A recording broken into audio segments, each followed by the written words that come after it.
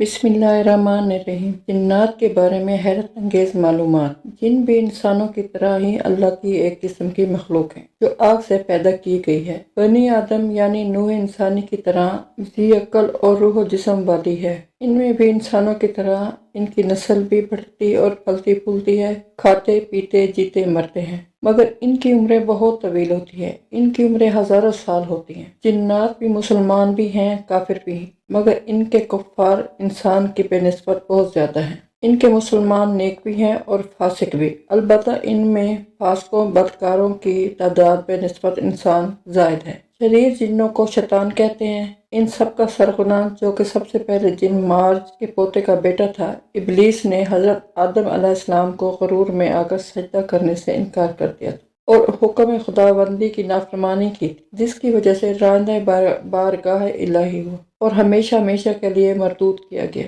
قیامت تک کے لیے اسے مہلت دی گئی، اور اسے اس قدر مہلت دینا اس کے اکرام کے لیے نہیں بلکہ اس کی بلا شقاوت اور عذاب کی زیادتی کے لیے ہے۔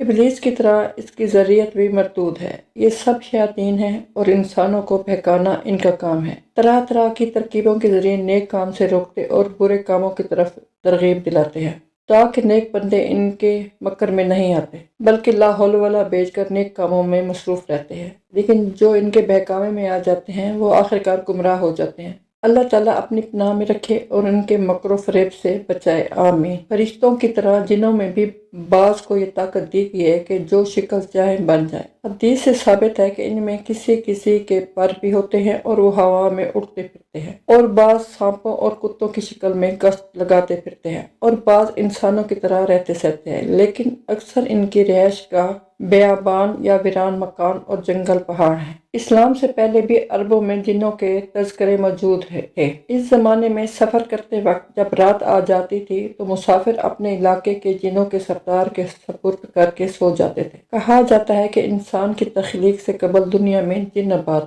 جن کی آگ سے تخلیق ہوئی تھی اور انہوں نے دنیا میں فتنہ و فساد برپا کر رکھا تھا۔ قرآن میں حضرت سلیمان علیہ السلام کے متعلق بیان کیا گیا ہے کہ ان کی حکومت جنوں پر بھی تھی۔ حضرت سلیمان نے جو عبادت گاہیں ہیکل سلیمانی بنوائی تھی وہ جنوں نے ہی بنائی تھی۔ صحیح حدیث میں ہے کہ ہر انسان کے ساتھ ایک ہمزاد جن ہوتا ہے۔ ہمزاد جن ایک قسم کا شیطان ہے۔ وہ شیطان کے ہر وقت آدمی کے ساتھ رہتا ہے۔ وہ مطلقاً کافر ملعون ابدی ہے، سوا اس کے جو حضور اقدس صلی اللہ علیہ وآلہ وسلم کی بارگاہ میں حاضر تھا۔ وہ برکت صحبت اقدس سے مسلمان ہو گیا۔ صحیح مسلم میں حضرت عبداللہ بن مسعود رضی اللہ تعالیٰ عنہ سے مروی ہے، رسول اللہ صلی اللہ علیہ وآلہ وسلم فرماتے ہیں، لوگوں تم میں کوئی شخص نہیں کہ جس کے ساتھ ہمزاد جن اور ہمزاد فرشتہ نہ ہو۔ لوگوں نے عرض کی، اے اللہ تعالیٰ کے رسول صلی اللہ علیہ وآلہ وسلم، کیا آپ کے ساتھ بھی ہے؟ ارشاد فرمایا کہ ہاں، میرے ساتھ بھی ہے، لیکن اللہ تعالیٰ نے میری مدد فرمائی کہ وہ ہمزاد شیطان مسلمان ہو گیا، لہٰذا وہ مجھے سوائے بھلائی کے کچھ نہیں کہتا۔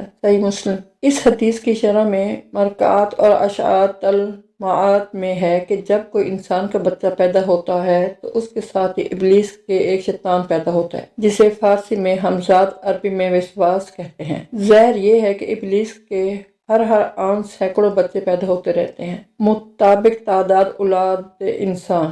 جیسے مچھلی، ناگن، سانپ بیک وقت ہزارہا انڈے دیتی ہے، طاغوتی جراثیم ہر آن بچے دیتے رہتے ہیں۔ مسلم شریف میں ہے کہ عبداللہ بن مسعود رضی اللہ تعالیٰ عنہ فرماتے ہیں کہ نبی کریم صلی اللہ علیہ وآلہ وسلم نے فرمایا، میرے پاس جنوں کا داعی آیا تو میں اس کے ساتھ گیا اور ان پر قرآن پڑھا۔ فرمایا کہ وہ ہمیں لے کر گیا اور اپنے آثار اور اپنے آگ کے آثار دکھائے، اور نبی کریم صلی اللہ علیہ وآلہ وسلم نے زاد راہ کھانے کے متعلق پوچھا تو انہوں نے کہا کہ وہ ہڈی جس پر اللہ کا نام لیا گیا ہو وہ تمہارے ہاتھ آئے گی تو وہ گوشت ہوگی، اور ہر مینگنی تمہارے جانوروں کا چارہ ہے۔ تو نبی صلی اللہ علیہ وآلہ وسلم نے فرمایا، ان دونوں سے استنجا نہ کرو کیونکہ یہ تمہارے بھائیوں کا کھانا ہے۔